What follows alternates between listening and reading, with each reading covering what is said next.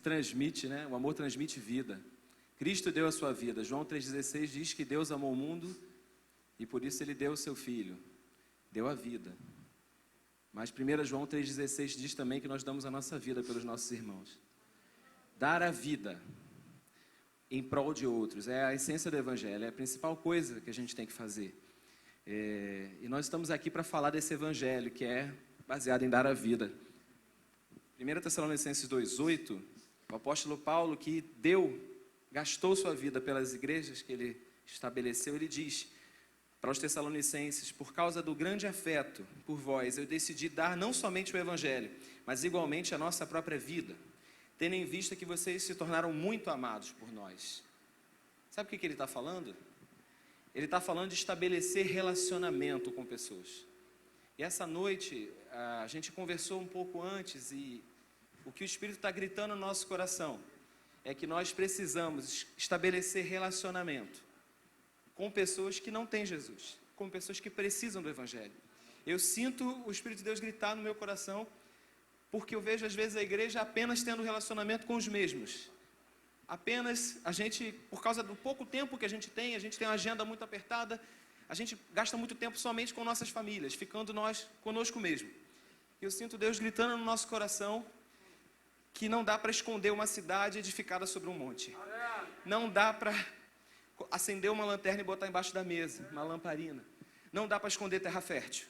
Eu acho que chegou o tempo da gente proclamar o nome de Jesus lá fora, de uma forma mais intensa.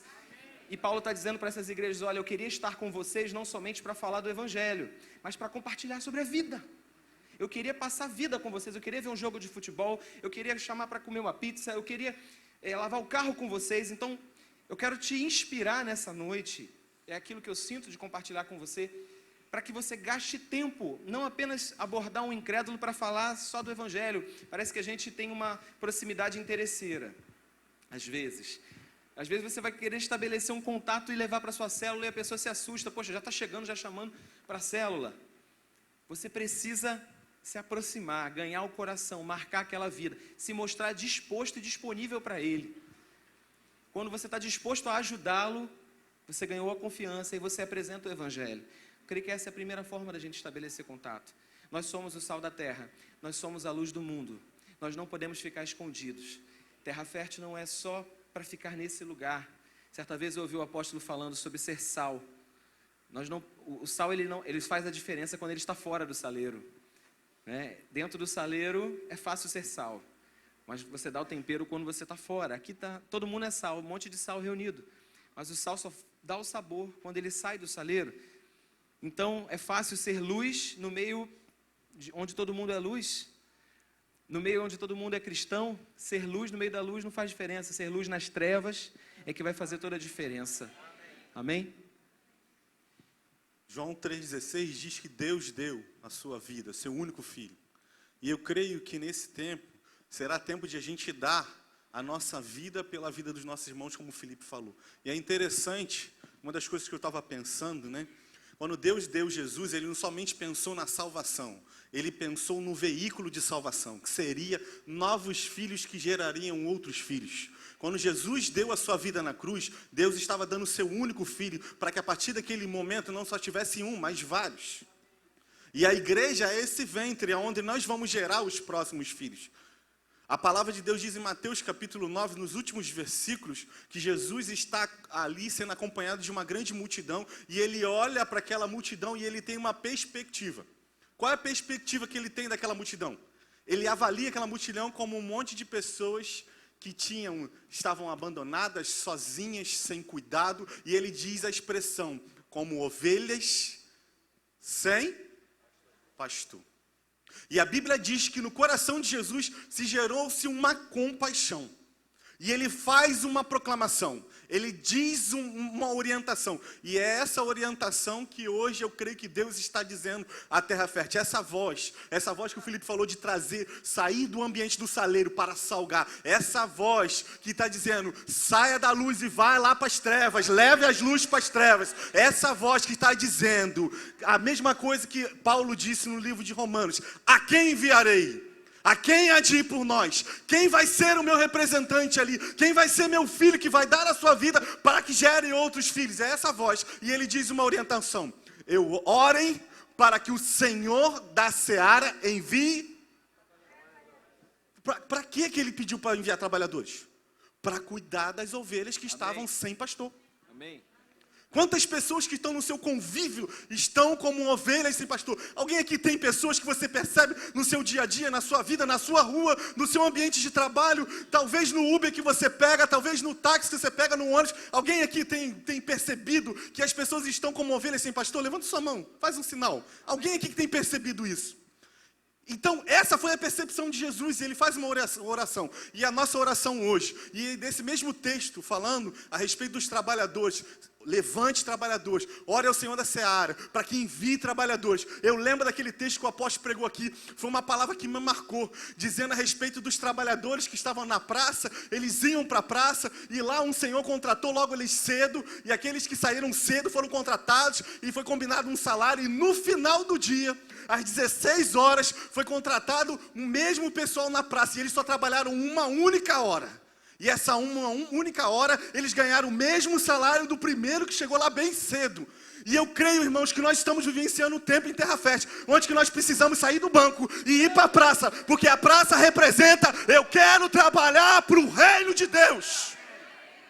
Sair do banco e ir para a praça. A praça era a central de trabalho do reino. Essa parábola fala que na praça está dizendo, eu sou o trabalhador, conta com a minha vida. Eu sou o trabalhador da última hora. Nós somos os trabalhadores da última hora. Mas nós vamos precisar sair do nosso banco para ser enviado. E o final vai vir a recompensa do mesmo que veio sobre Paulo, Pedro, sobre o mesmo que veio sobre Abraão lá no início. A mesma recompensa, o mesmo denário será sobre mim e por você que obedecer.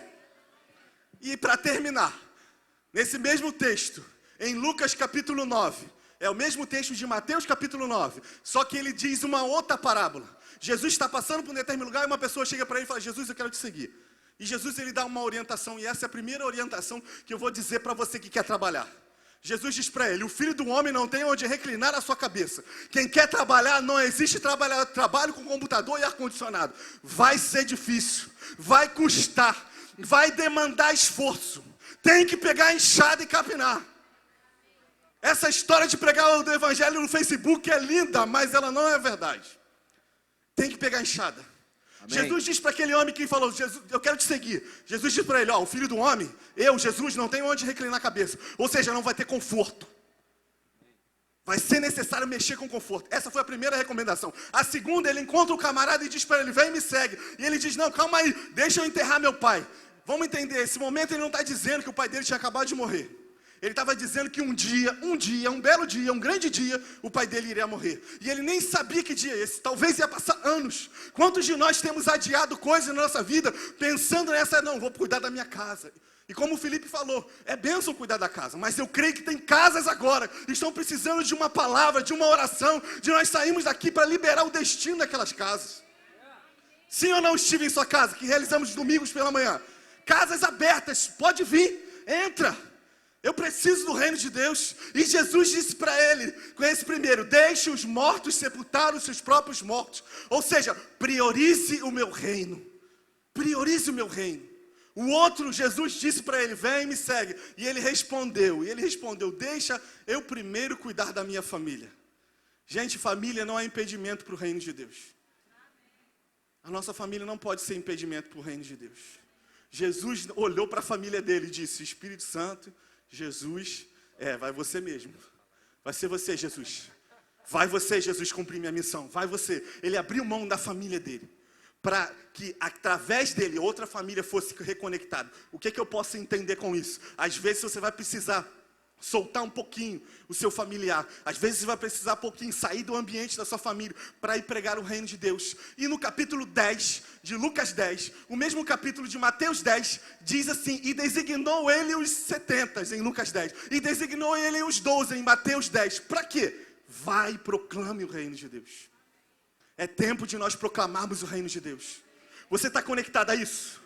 É a voz de Deus. Quando o apóstolo estava orando em língua aqui, eu ouvi Deus dizer para mim, a minha voz é, eu estou levantando os últimos trabalhadores dessa seara.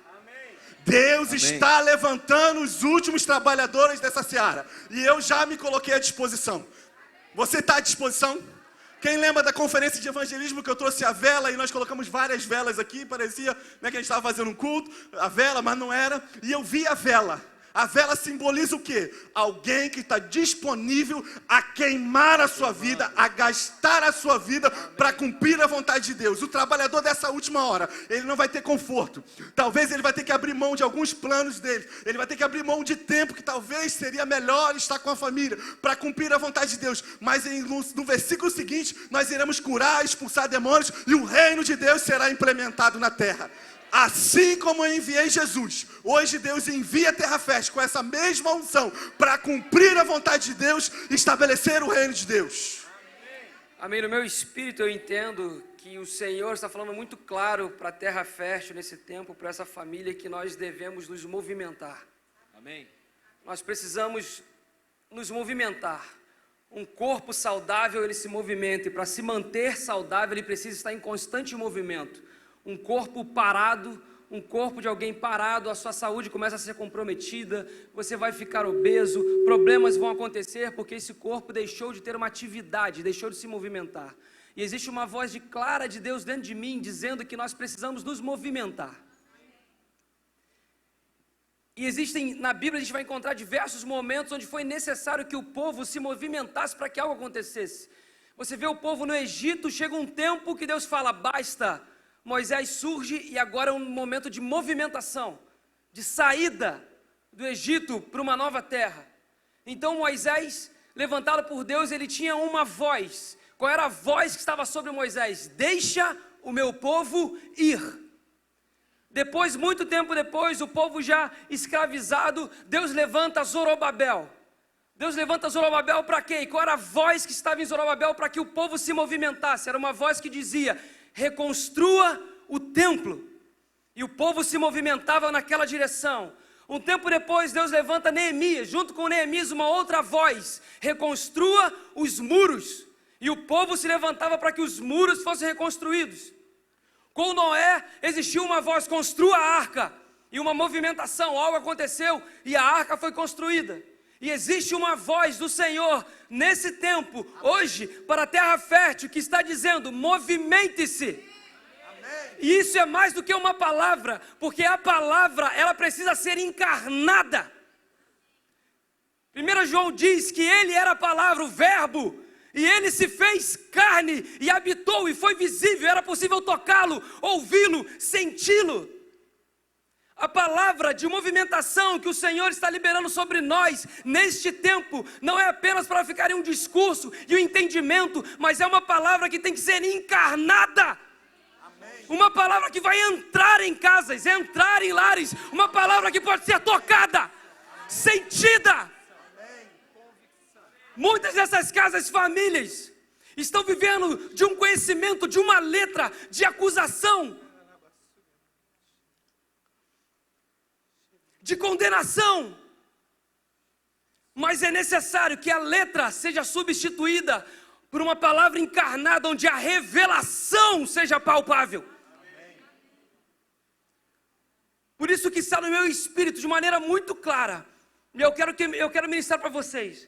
É como o profeta Jeremias falava, é muito forte dentro de mim, é como se fosse fogo nos meus ossos, eu não posso me manter calado. E o Senhor, nesse tempo, Ele está ministrando a este corpo que se chama terra fértil, o fogo santo e puro dele, fluindo e alcançando os seus ossos, de maneira que você não vai conseguir ficar parado. Por mais que eu tente ficar calado, eu não consigo, é mais forte do que eu. Existe um fogo que arde dentro de mim e que me manda ir, que me manda fazer algo.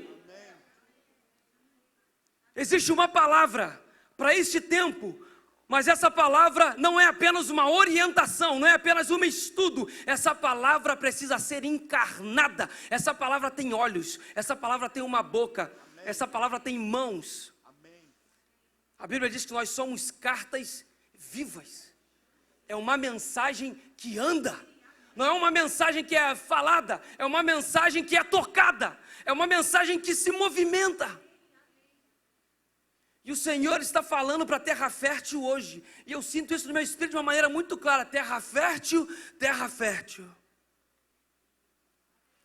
É um tempo de se levantar, é um tempo de ir.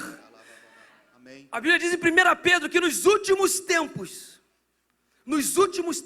era necessário que houvesse seriedade, permanecesse convicto em oração e tivesse profundo amor, servindo uns aos outros com a medida do dom que Deus compartilhou a cada um de nós. Então é essa palavra, é essa voz que o Senhor está dizendo, e eu vejo dentro de mim como o Senhor lá, aquela voz onde uma nuvem se movimentava, coluna se movimentava, os sacerdotes se movimentavam, embalavam tudo, todo o tabernáculo, e temos que andar, porque a voz manda que nós nos movimentemos, e todo o povo que estava acampado ao redor do tabernáculo também ouvia, entendia essa voz, obedecia e se movimentava junto. O que eu estou querendo dizer é que a voz do Senhor, nesse lugar, nesse tempo, não é para os pastores, não é apenas para o presbitério, não é apenas para os líderes de célula, mas é para que todo o povo se movimente. Amém. E eu vejo o Senhor nos empurrando para a vontade dEle, para aquilo que Ele quer que seja feito, assim como Ele empurrou. Quem foi o profeta de Nínive? Jonas. Assim como Ele empurrou Jonas para o propósito dEle. Eu vejo o Senhor nos empurrando para esse propósito. Renan, essa era a minha conclusão. Perfeito, continua. Essa era a minha Glória a conclusão. Deus. Deus empurrando Jonas para cumprir o propósito de Nínive. Nínive era aquele lugar onde havia o quê? Ódio, morte.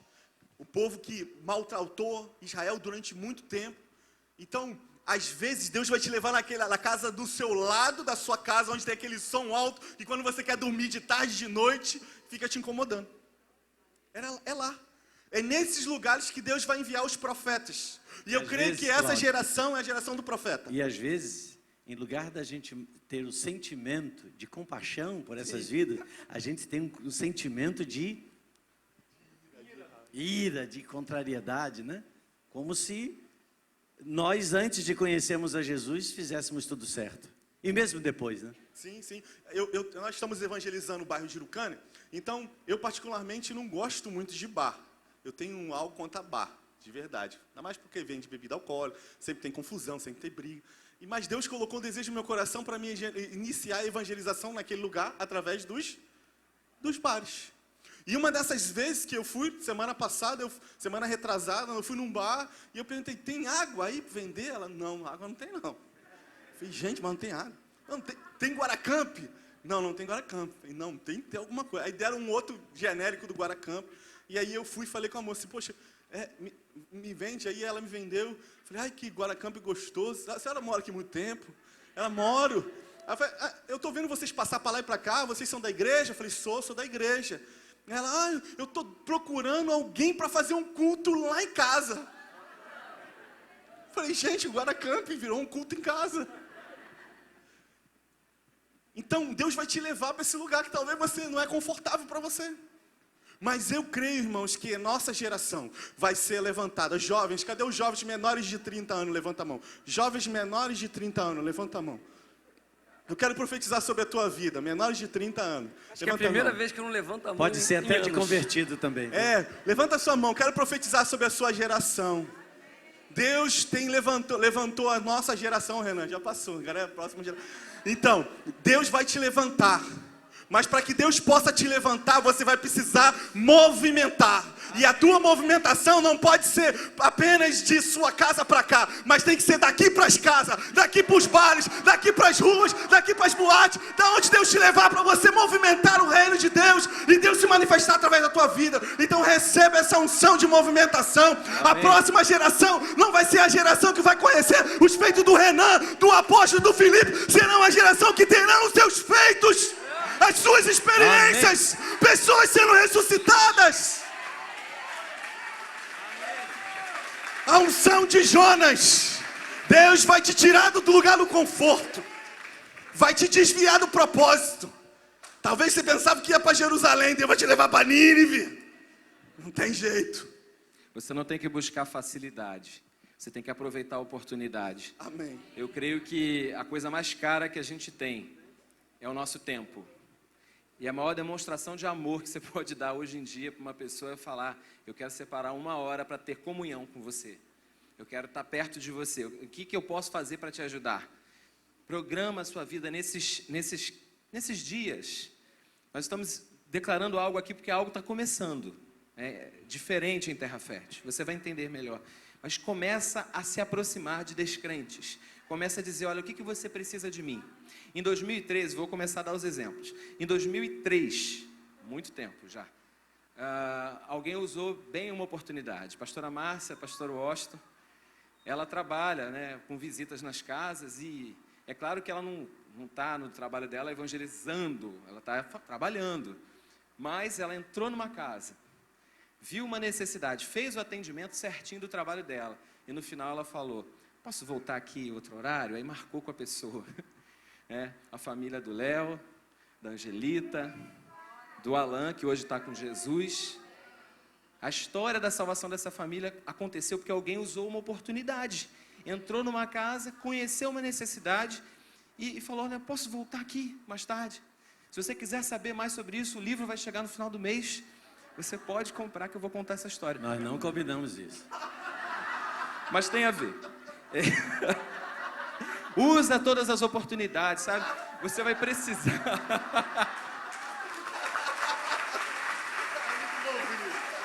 Final do mês. Então, Depois a gente conversa. mas eu botei aqui para falar dessa experiência de alguém que usou o seu tempo no seu ambiente de trabalho, viu uma necessidade e se organizou para isso e atendeu aquela necessidade. Em 2009, a gente começou esse movimento de ir na casa, no Estive em Sua Casa, que foi um projeto aqui, já vai fazer 10 anos. Deus nos deu a direção de entrar em Vila do Céu. Israel e Laís saíram para fazer visita, né? A gente formava duplas aqui e às vezes a gente não sabe para que casa que você vai naquele dia, né? E hoje eu falei: Senhor, conta a história. Está aqui a Marli na minha frente. Fica de pé, Marli, rapidinho. Renan, nosso contrabaixista, eu vi ele tocando aí. É uma família, tá ali, ó, tá ali atrás o Renan. Alguém foi na casa deles lá. Pode sentar, Marli, obrigado. Alguém foi lá. E eles estão aqui hoje, com a gente, firmes na casa de Deus. Sabe, às vezes você fica pensando: como que eu começo? Você precisa desejar. No início eu não sabia fazer o apelo para ninguém, eu não sabia discipular ninguém, mas eu quis. Acho que quando você quer e dispõe do seu tempo, Deus vai te capacitar. Amém. Eu quero ver você irreconhecível na unção. Eu acredito que se você abrir o seu coração para isso, dispor, falar: eu quero doar o meu tempo para isso, é a coisa mais preciosa que eu tenho.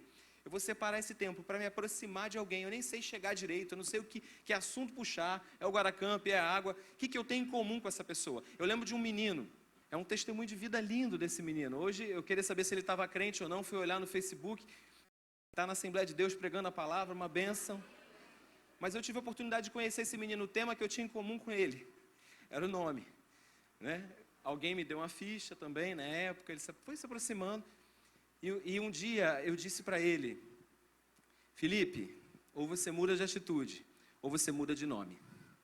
Porque você não vai carregar esse nome se você não tiver uma atitude diferente. Aquele menino teve as suas oscilações, mas ele se firmou em Cristo. E está até hoje aí. Então não importa qual o nível de pessoa que você encontre, qual a situação que possa de repente te assustar. Poxa, como ajudar essa pessoa? Deus vai te capacitar. Mateus 5,16 diz assim: deixai a vossa luz resplandecer diante dos homens, para que vejam as vossas boas obras e glorifiquem o vosso Pai que está nos céus. Jesus disse para deixar, porque é possível que a igreja optasse por esconder. Uma vez que você é a luz, ele diz: então deixa brilhar. Uma vez que você é a luz, por favor, não esconde a lamparina. Por favor, coloca no lugar mais alto. Ele fala que as vossas boas obras sejam vistas. A gente não faz coisas boas, a gente não tem uma vida espiritual de oração, de jejum, de busca a Deus, para ser vista na igreja. Ele falou que nós somos a luz do mundo, nós não somos a luz da igreja. Nós somos o sal da terra, nós não somos o sal dos santos. Amém? É lá fora, são eles que têm que ver nossas boas obras e glorificar o nosso Pai que está nos céus. Então você vai usar de toda a oportunidade. No meu ambiente de trabalho, Quando eu trabalhava na prefeitura de Itaguaí, eu ia para o refeitório. E às vezes eu faço oração breve para comer, às vezes até esqueço. Mas eu, de propósito, eu ia para o refeitório, eu orava, curvava a cabeça, bem da rotina, porque eu queria que aquele refeitório inteiro soubesse que eu era crente.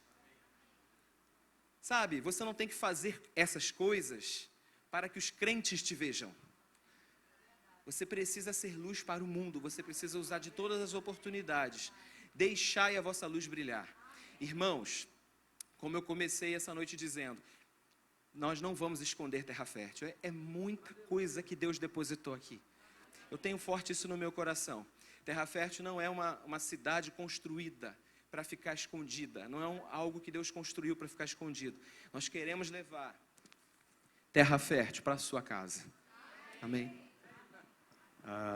Nós não podemos deixar de lembrar que nós estamos num período de 60 dias de oração.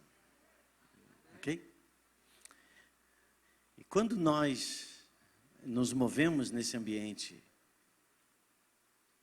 que envolve uma disciplina, porque orar é uma disciplina, e uma disciplina é algo que você constrói, é algo que você entende o valor e começa então a viver aquilo. Deus, ele começa então a se mover na nossa vida. Não existe movimento dos céus na terra sem que a terra movimente o lugar chamado oração.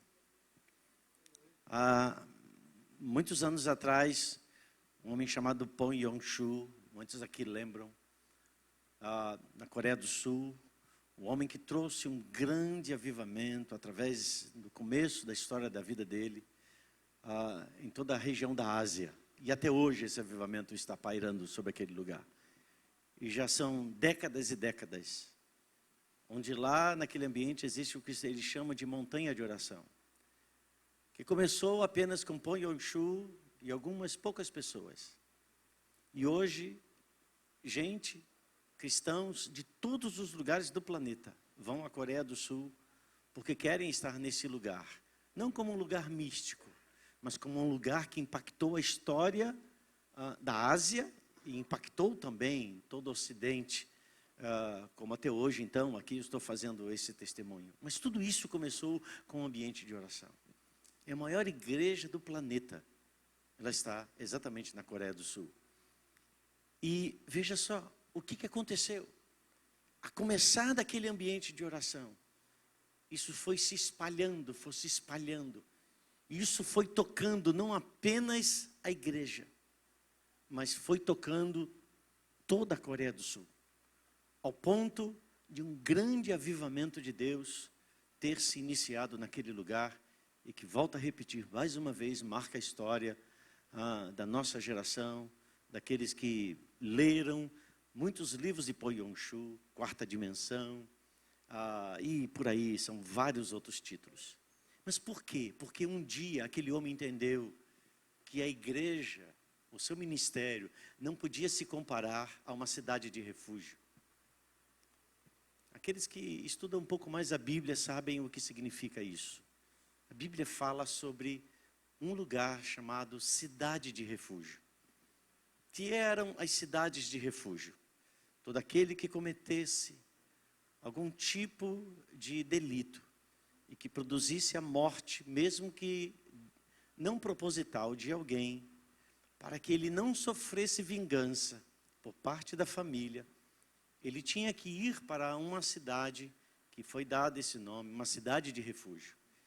E ele ia para esse lugar, e aqueles que entravam naquele lugar estavam protegidos, mas eles deveriam permanecer naquele lugar. Então, apesar de ser um lugar de proteção, era um lugar que excluía aqueles que ali estavam do mundo, ou excluía eles de uma vivência, de uma manifestação na sua cidade, no seu país. E a Bíblia diz que ele só poderia sair da cidade de refúgio quando o sacerdote daquela época morresse. Então você imagina, alguém entra numa cidade de refúgio, e ele tem lá 30 anos, e o sacerdote vai viver ainda 30 anos. Então, durante 30 anos, ele ficava limitado àquela cidade. E só depois, então, aos 60 anos, é que ele podia sair. E quanto mais, então, a sua idade mais alta, obviamente, mais tempo ele permanecia naquele lugar, mediante a longevidade ou não daquele sacerdote. A igreja não pode ser uma cidade de refúgio. É bom estarmos aqui.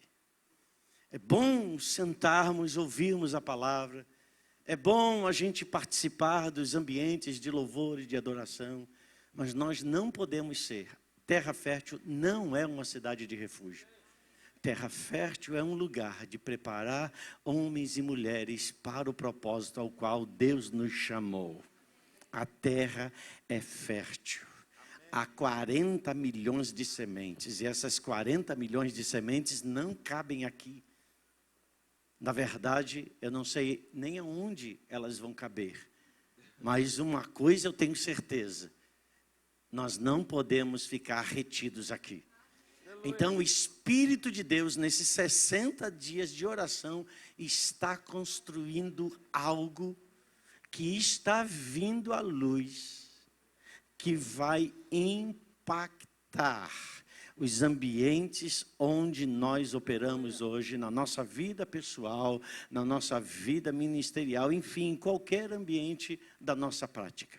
E para isso, é importante que a gente tenha em alta conta que nós temos um chamado, e esse chamado, o nosso maior chamado, não é ser apóstolo, não é ser profeta, não é ser evangelista, não é ser professor de uma classe, não é ser professor de Antioquia. O nosso maior chamado para o reino de Deus é gerar vidas. Permita-me uma heresia. O texto de João 3,16 diz que Deus amou o mundo de tal maneira que deu o seu Filho. Mas você é filho de Deus também. Então Deus amou Rio de Janeiro de tal maneira que deu você para o Rio de Janeiro. Para que todo aquele que crê, não em você, mas do Cristo que está em você, não pereça, mas tenha a vida eterna. Então veja, Deus limitou a salvação de vidas através do seu Filho. Não há como pessoas serem salvas, tiradas do lugar onde elas estão, para estar no lugar onde nós estamos em Cristo, sem que Cristo toque nelas. Sem que Cristo entre na casa delas, sem que Cristo assente-se com elas. Mas onde está Cristo? Cristo está em mim. Amém. A palavra diz que os sinais acompanharão aqueles que crerem.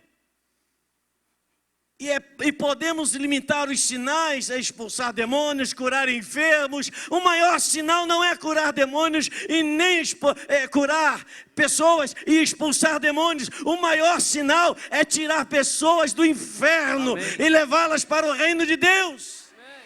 Amém. Esse é o maior sinal. Uma pessoa liberta, ela pode voltar de novo à escravidão. Uma pessoa enferma e curada pode voltar a estar novamente enferma. Mas uma pessoa salva, guardada, ensinada e protegida, ela vai gerar outras vidas para o reino de Deus. Amém.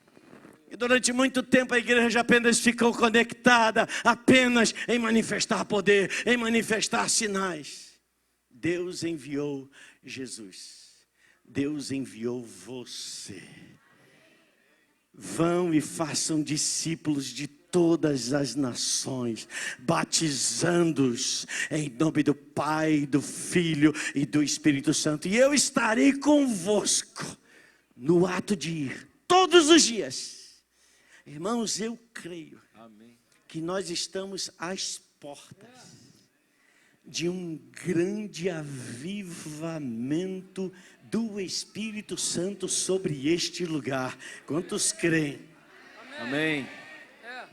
Eu creio que quando Jesus diz, no final de todos os evangelhos, de Mateus, de Marcos, de João, ele se despede dizendo, vão por todo mundo, preguem o evangelho, façam discípulos. Ganhar vidas e discipular não é mais uma agenda da igreja. É a coisa mais importante que você e eu temos que fazer. Porque às vezes quando a gente vai falando essas coisas, a gente pode ele falou sobre o principal ofício, não ser apóstolo, evangelista, professor. Parece que a gente fica pensando, ai meu Deus, o que eu faço agora? Então, estão falando da gente a despertar a célula para o evangelismo, chamar a pessoa a se envolver. E às vezes a gente tem a tendência de pensar, como que eu vou doar mais ainda o meu tempo? E o Senhor falou comigo no início desse ano essa frase, que é a coisa mais importante que eu tenho que fazer. Eu não tenho que fazer ensaio, dar aula, liderar departamento, e aí se sobrar um tempo eu ganho vida, eu discipulo.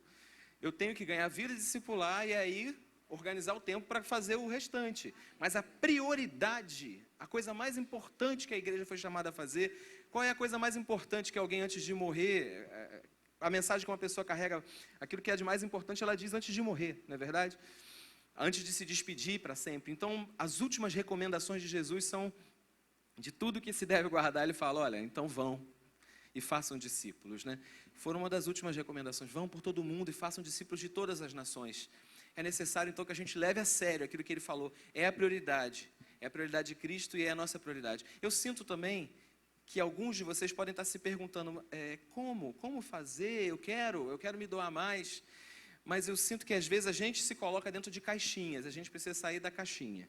O que eu quero dizer com caixinha? A gente mesmo cria o nosso modelo de como que a gente vai ganhar uma vida.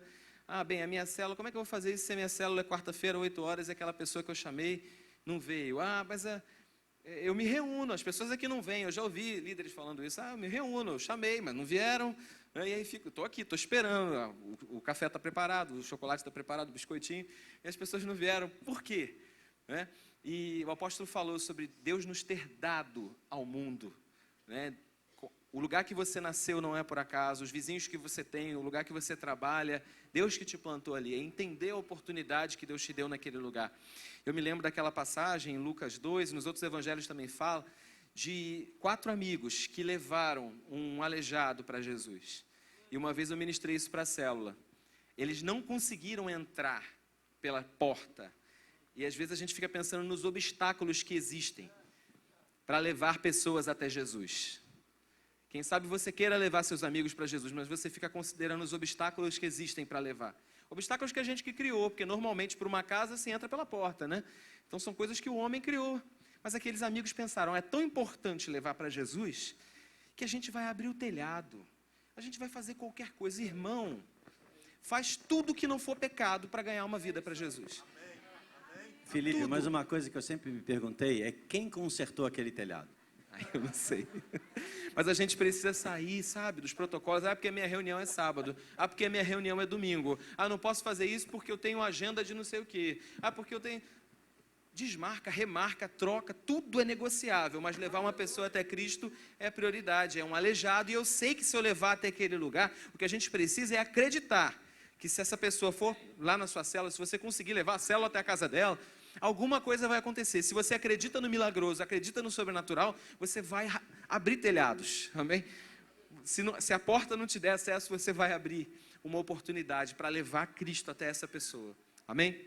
Amém. Eu estava pensando aqui agora que tem uma característica no mundo empresarial que a gente tem que trazer para dentro da igreja. E eu falei isso na conferência de ministros aqui rapidamente, que é sobre a diferença de alguém que é otimista e de alguém que é pessimista. Se esses 4 amigos que o Felipe acabou de falar fossem pessimistas, aquele cara nunca teria sido curado. Porque eles seriam parados da primeira vez. Se Isaac fosse pessimista, ele nunca teria cavado um poço onde ele disse, agora o Senhor me deu espaço. Porque os 2 primeiros que ele cavou, o que aconteceu? Conflitos, problemas. A terra que ele estava era ruim. Mas o que ele fez? Ele continuou. Ele deu a volta, ele arrumou um jeito, ele fez com que as coisas acontecessem. Então, às vezes, a gente pode estar se sentindo meio devagar, meio para baixo, meio muita dificuldade, mas, amado, eu quero que você entenda o seguinte, Deus, Pai, o Criador, o Senhor, o Supremo, o Eterno, Ele conhece todas as coisas, Ele conhece o fim desde o princípio. E sabe qual é o fim? Todos os santos diante dEle, proclamando a santidade dEle. O fim já está estabelecido, amado. Então, quanto a mim e você, temos que ser otimistas e encontrarmos a maneira certa. Se cavamos um poço aqui, deu errado, aconteceu o problema, eu não vou ficar aqui com esse problema, me agarrando nesses problemas, eu vou me desembaraçar das coisas que me prendem, eu vou prosseguir para o alvo, eu vou cavar outro poço. E se tiver problema de novo, que fica um problema, eu vou cavar outro poço, porque eu sei o final. Porque o final já está estabelecido. Quanto a mim e você, só temos que correr essa corrida e chegar nesse final que já é conhecido por Deus, estabelecido por Ele desde o início.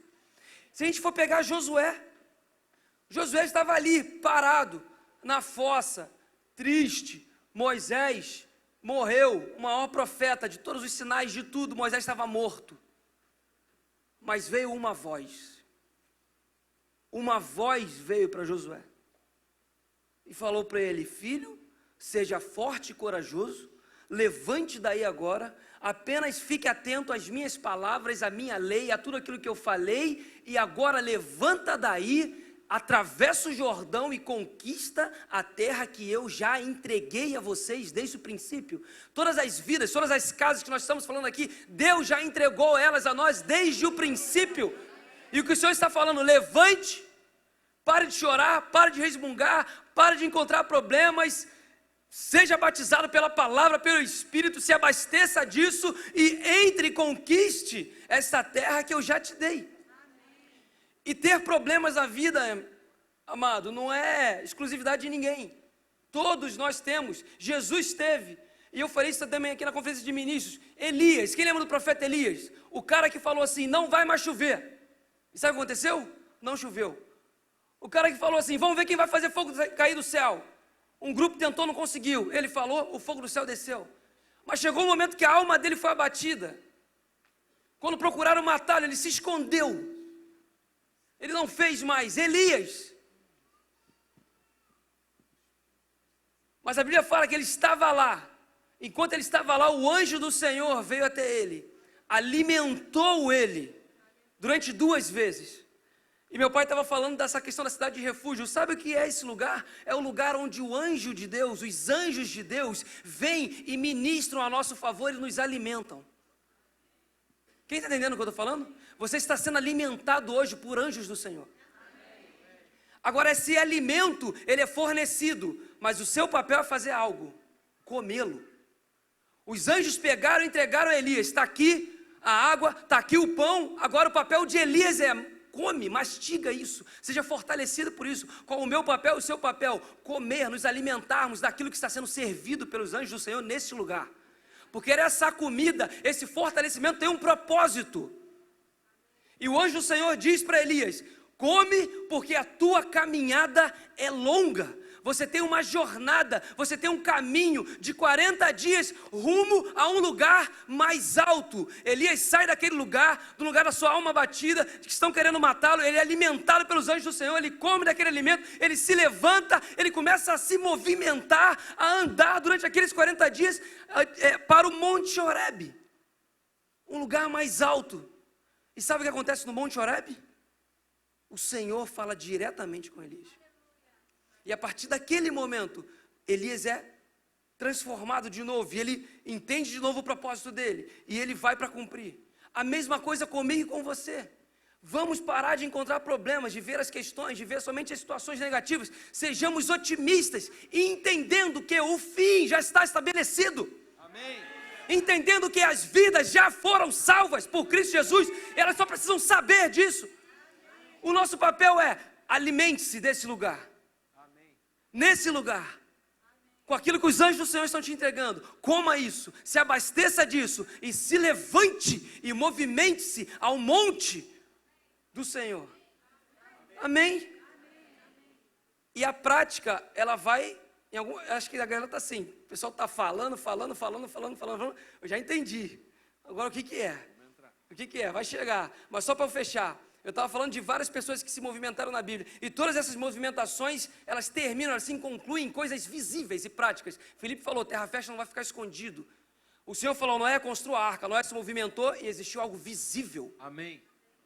O Senhor falou: Zorobabel vai lá reconstruir o templo. Zorobabel se movimentou e algo visível apareceu. Amém. Neemias se movimentou e os muros foram edificados. João Batista se movimentou, arrependam-se, e de repente, eis o Cordeiro que tira o pecado do mundo. Jesus apareceu ali. A mensagem de João Batista ficou ali encarnada. Amém.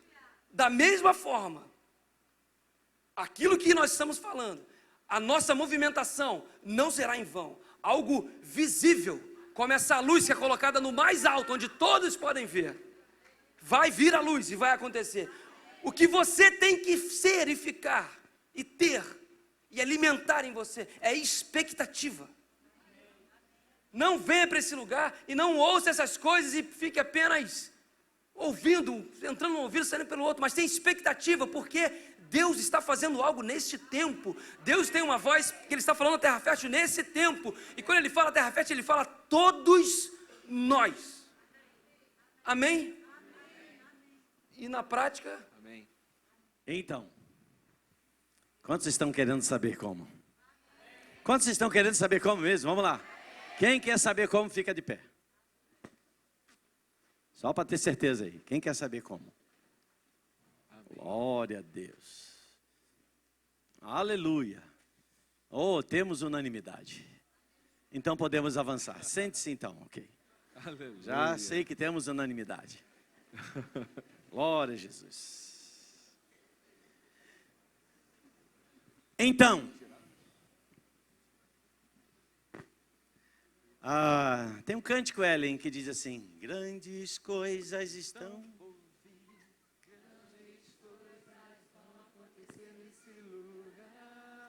Tu lembra?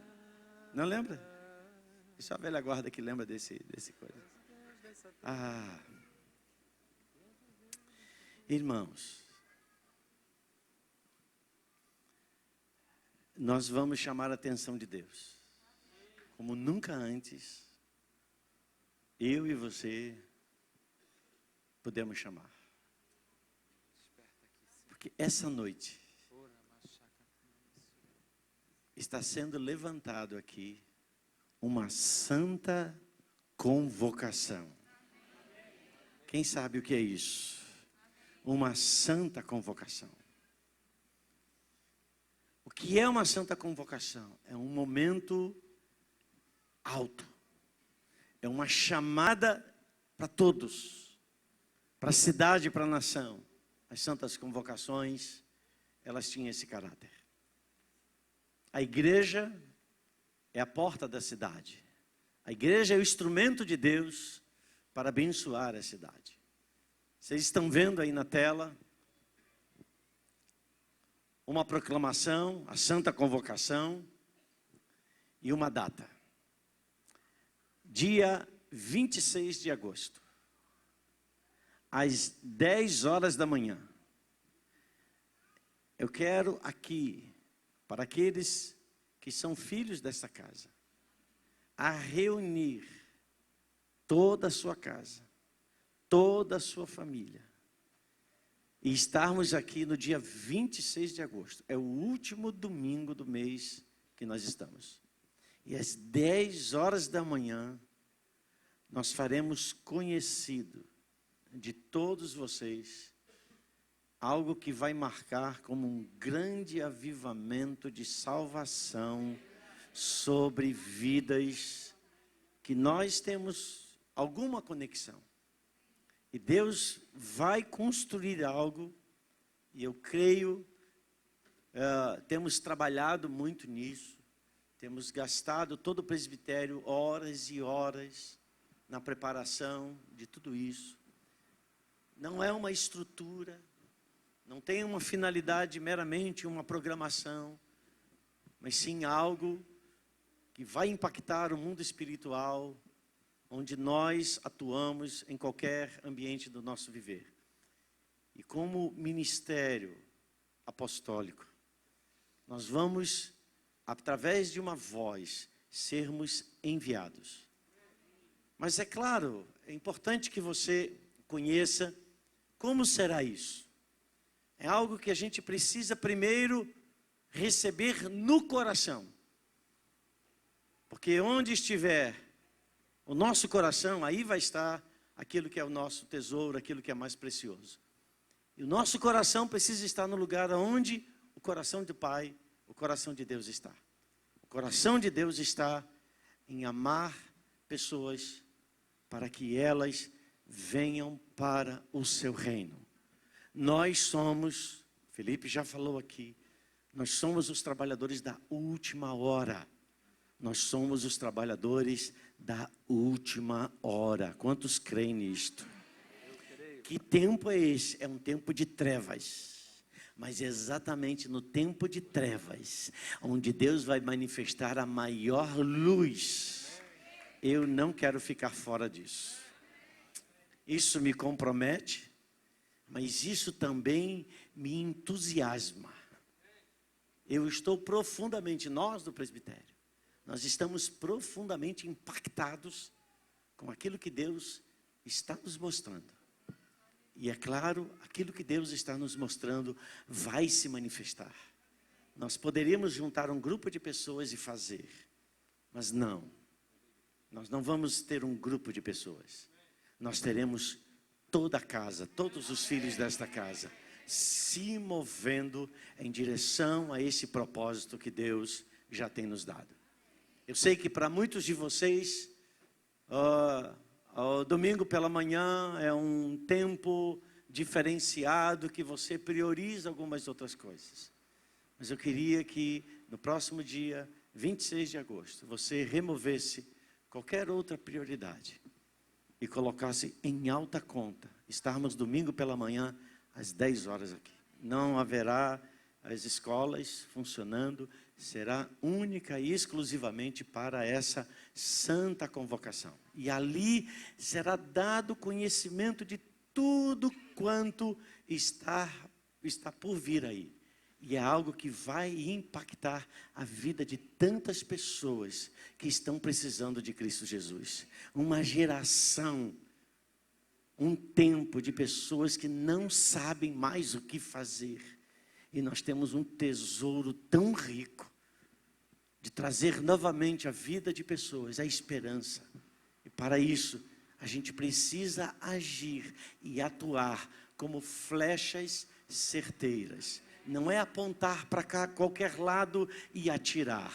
Não, nós precisamos ser flechas certeiras. Precisamos ser pessoas equipadas. Jesus treinou durante 3 anos os seus discípulos para que eles fizessem aquilo que afetou a minha vida e afetou a sua vida e vai continuar a afetar através de tantos outros discípulos o que ele irá fazer, sendo que agora através da minha vida e através da sua vida. Muito, talvez você já tenha feito, mas entenda que nesse tempo Deus vai trazer um aperfeiçoamento daquilo que já estamos fazendo. Uma grande colheita não é apenas quando aquela máquina passa naquele grande campo e joga naquele caminhão. E aí você diz, eu tenho uma grande colheita. Só existe colheita quando os grãos são levados para os armazéns, ensacados e colocados e contabilizados. E aí você pode dizer, temos uma grande colheita. Ou seja, há um processo que precisa acontecer. E nós vamos fazer e construir e gerar esse processo, onde nós vamos ver dezenas e dezenas de homens e mulheres sendo salvos, ganhos para o reino de Deus. Quantos creem nisso? E onde estão essas pessoas? Dentro de você, agora mesmo. Eu queria que você ficasse de pé, agora é sério mesmo.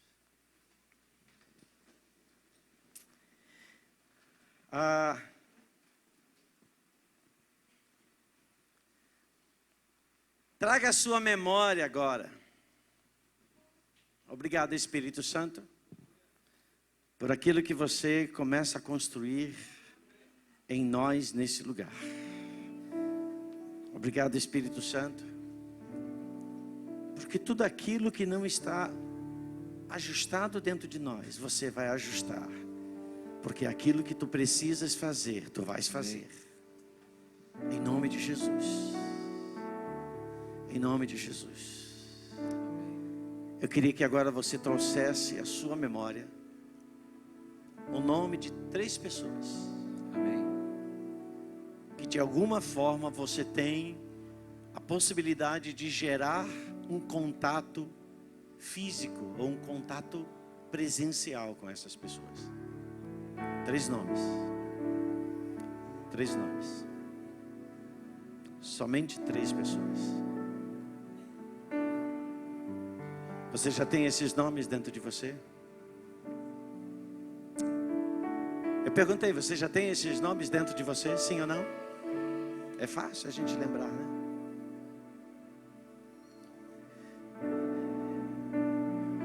Você sabe que Deus responde às orações.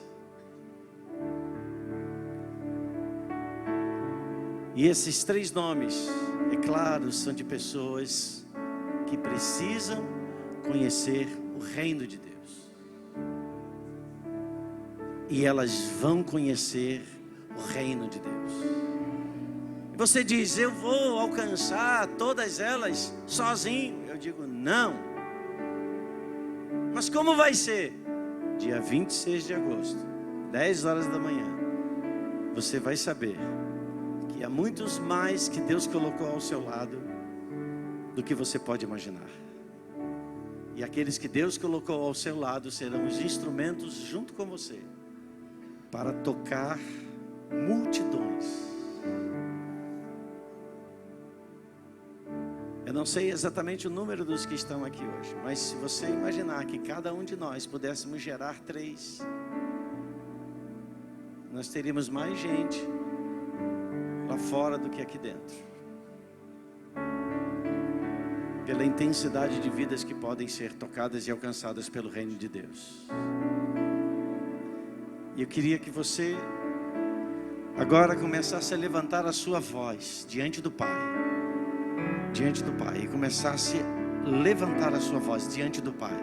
Não é trazer mente, não é pensar sobre a pessoa, é levantar a sua voz. É levantar a sua voz. Se você ama o reino de Deus, se você ama o que Deus ama, levante a sua voz. Levante a sua voz e comece a interceder aos céus. Faça conhecido o nome desta pessoa. Lembre-se que muitos de nós que aqui estamos, se hoje temos o reino de Deus dentro de nós, é porque o nosso nome foi um dia lembrado diante do Pai que está nos céus. E eu queria que agora você fizesse isso com muita seriedade e com muita verdade. Clama ao Senhor. O Senhor diz, pede-me e eu vou te dar as nações por herança. Deus é aquele que constrói caminhos.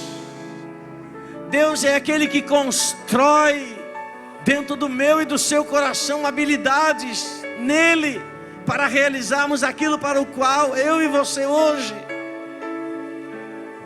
temos o reino de Deus dentro de nós. Ore agora com fé e clame ao Senhor.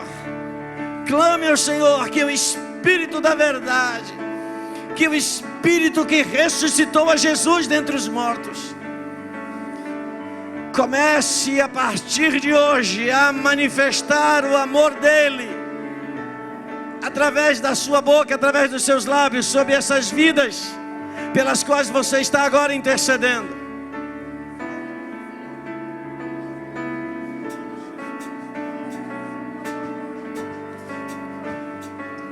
Espírito Santo, a tua palavra diz que é o Senhor que convence do pecado, da justiça e do juízo. Nós colocamos diante do Senhor esses nomes. Colocamos diante do Senhor esses nomes. Dá-nos as estratégias, dá-nos a direção, dá-nos o coração. Nós oramos para que as chaves do reino dos céus sejam entregues a nós, para que possamos acessar os corações. Oramos, Senhor, para que os corações sejam agora quebrantados, amolecidos, que as águas do Teu Espírito percorram, traga, Senhor, circunstâncias e situações, para que o Teu nome, para que a verdade, para que o convencimento brote. Nós oramos para uma onda do Espírito tocando as casas, tocando as famílias, tocando as pessoas, que cada um de nós hoje estamos como um memorial diante do Senhor. Nós queremos levantar esses os nomes mais altos e dizer: Senhor, transforma essas realidades, que a luz do Senhor brilha, resplandeça a tua luz sobre essas casas, em nome de Jesus. Nós oramos e te pedimos: dai-nos essa terra por herança, dai-nos essa terra por herança.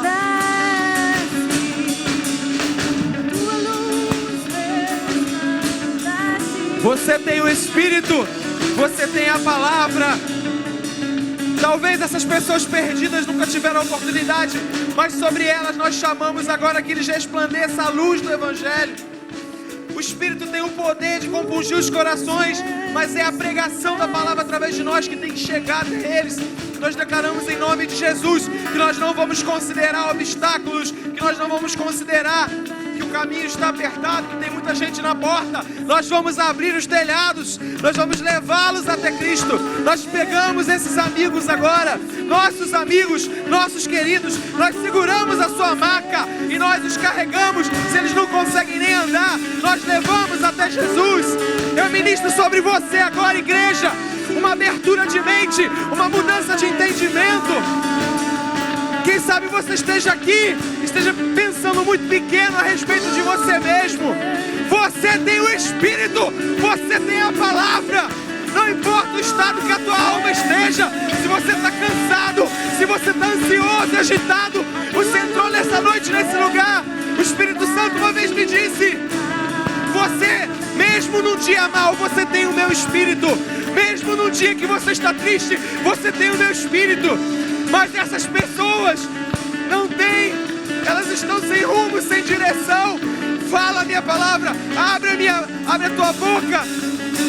Mesmo que você esteja triste, mesmo que você esteja num dia difícil, a Shalom de Deus está sobre ti. A Shalom de Deus está em ti. Abre a sua boca e Deus vai te capacitar. Deus vai te inspirar. Eu creio em oportunidades sendo geradas, Pai. Não é o homem que promove isso aqui, é o Espírito de Deus que promove uma mudança, uma transformação, em nome de Jesus. Pai, eu levanto a minha voz agora, e como corpo de Cristo, como igreja do Senhor Jesus, nós levantamos a voz contra todo espírito maligno, contra toda estrutura das trevas que aprisiona a mente das pessoas, que aprisiona o crer das pessoas. Pai, pelo poder do nome de Jesus, a cada um desses três que nós levantamos a nossa voz, nós lançamos agora sobre as suas cabeças liberdade para escolher, liberdade para crer, liberdade para caminhar em direção ao reino de Deus. Pai, pelo poder do teu nome, Senhor, toda corrente, toda estrutura, Senhor, do inferno que está travando aqueles que vêm ainda para o teu reino, que sejam eles livres agora, que sejam eles livres agora. Pai, em nome de Jesus, eu oro pela tua igreja também, Senhor. Todo espírito religioso que tem feito, Senhor, com que pessoas não vejam que o mais importante é gerar vidas para o teu reino. Eu oro, Senhor, para que toda doença de esterilidade seja agora removida. Sejam férteis, ventres férteis, corações férteis, bocas que vão se encher da verdade de Deus para proclamar o reino de Deus e a sua justiça sobre toda a terra, em nome de Jesus.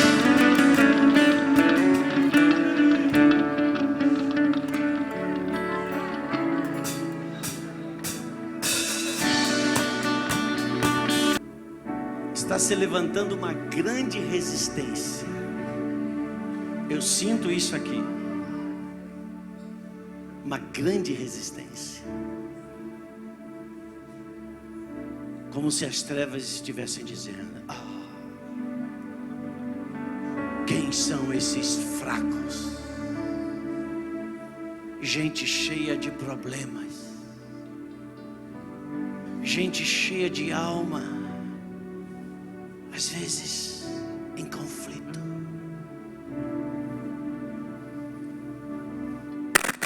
Eu creio, irmãos, como eu creio, que é exatamente nesse momento que o poder de Deus se aperfeiçoa em nós. Não é a sua habilidade, não são os títulos que eu ou você venhamos a possuir, mas é o poder de Deus. A resistência está montada, mas o poder de Deus está estabelecido. E os muros já começam a ser trilhados e vão cair. As portas fechadas vão se abrir. Os tridentes serão tirados. E nós vamos entrar. E vamos conquistar. E vamos gerar aquilo para o qual eu fui gerado. Eu não quero viver mais um minuto de vida se aquilo que eu viver não for para o reino de Deus, que não é comida e nem bebida, é muito mais do que um encontro, é a manifestação viva do poder de Deus. Mas isso é para os filhos. O poder de Deus é para os filhos, porque os filhos têm aqueles que têm a identidade do Pai. É com você. É a santa convocação dos filhos de Deus. A resistência no mundo espiritual está montada. Esse é o trabalho do diabo. Mas o que Deus está levantando é poderoso e já começa a trazer rachaduras nessas fortalezas. Nós vamos entrar nas fortalezas. Nós vamos meter os pés nas portas e elas vão se abrir, mas o reino de Deus vai entrar, vai tocar os corações, vai tocar as vidas, e começa hoje aqui. Talvez você está aqui, está afastado do caminho do Senhor. Você veio aqui, talvez pela primeira vez, nunca entregou sua vida a Jesus, e você está entendendo muito. Eu quero dizer para você, vai começar por você. O Senhor te trouxe aqui para te trazer de volta. O Senhor te trouxe aqui como um pai que está desesperado para ir ao teu encontro, como um pai que está desesperado para trocar aliança com você, para te dar novas vestes. Talvez na sua caminhada você tropeçou, se sujou. É hoje o dia. É hoje o dia dos pais. É hoje o dia que o Pai Todo-Poderoso, Ele quer te abraçar. E você que entrou aqui, talvez que ainda não se reconciliou com Cristo, está distante de Jesus, ou você ainda não entregou sua vida a Jesus, é hoje a tua oportunidade. Nós não queremos alongar, mas eu creio que nós estamos fazendo um ato aqui de proclamar a igreja para ir para as ruas, para levar esse amor às pessoas. E você está aqui, essa é a oportunidade de você receber do amor do Pai. Essa é a oportunidade de você receber esse abraço dos irmãos aqui que estão doidos para cuidar da sua vida, para te ajudar, para ser o seu sustento nesse tempo. Então, se tem alguém entre nós aqui, eu queria que os irmãos da igreja olhassem para o seu lado, olhassem para o outro lado, visualizassem se tem alguém aí, de repente está nos visitando hoje, veio a primeira vez. Fale com ele, pergunte a ele se ele já entregou a vida dele a Jesus, se ele está congregando em algum lugar. Se ele não tiver, você convida ele, vamos se reconciliar agora, vamos voltar para os caminhos do Senhor. É hoje o dia da oportunidade. Nós não sabemos o que será ao sair dessa porta, e eu não podia deixar você ir sem antes te dizer, é hoje. Não espere para amanhã o que você pode fazer hoje. Nós tivemos um testemunho de um jovem que eu acompanhei ele durante um tempo, e passou um dia de domingo, na segunda-feira, um dia o rapaz sentado na porta da sua casa, chegou algumas pessoas e metralharam. Mas eu tenho uma convicção, aquele jovem morreu, mas ele está com Jesus. A noite anterior ele estava orando, dizendo, Deus, eu entrego minha vida a Ti. Hoje eu tenho uma convicção, ele está na glória. Por quê? Porque ele aproveitou as oportunidades. Eu não quero profetizar coisa ruim sobre a tua vida, mas eu estou dizendo, não deixe para fazer amanhã o que você pode fazer hoje. E hoje é o dia de você retornar. Hoje é o dia de você voltar. Hoje é o dia de você dar meia volta por esse caminho de morte que você está entrando e vir para o caminho de vida. Amém? Então você já viu aí? Eu quero que você que está aqui nos visitando, que gostaria de fazer isso, levantasse sua mão aonde você estiver. não precisa vir aqui na frente. Levanta sua mão, aonde você estiver. Eu quero voltar para Jesus. Eu quero me reconciliar com Jesus. Eu quero hoje voltar para os caminhos do Senhor. Eu quero entregar minha vida a Ele. Existe alguém aqui? Levanta sua mão onde você estiver, na galeria. Se você estiver lá atrás, se você estiver aí sentado. Alguém? Eu estou com vergonha, eu estou com temor. Vem aqui. Vai, os irmãos aí que estão olhando do lado, se já achou alguém, convida, vai falando com ele, que às vezes ele está com vergonha de vir aqui na frente, mas esse ato, como mudou a história da minha vida, vai mudar a história da tua vida. O simples caminhar, de você levantar as suas mãos, de você vir andando aqui em direção ao púlpito, eu tenho certeza, Deus vai transformar.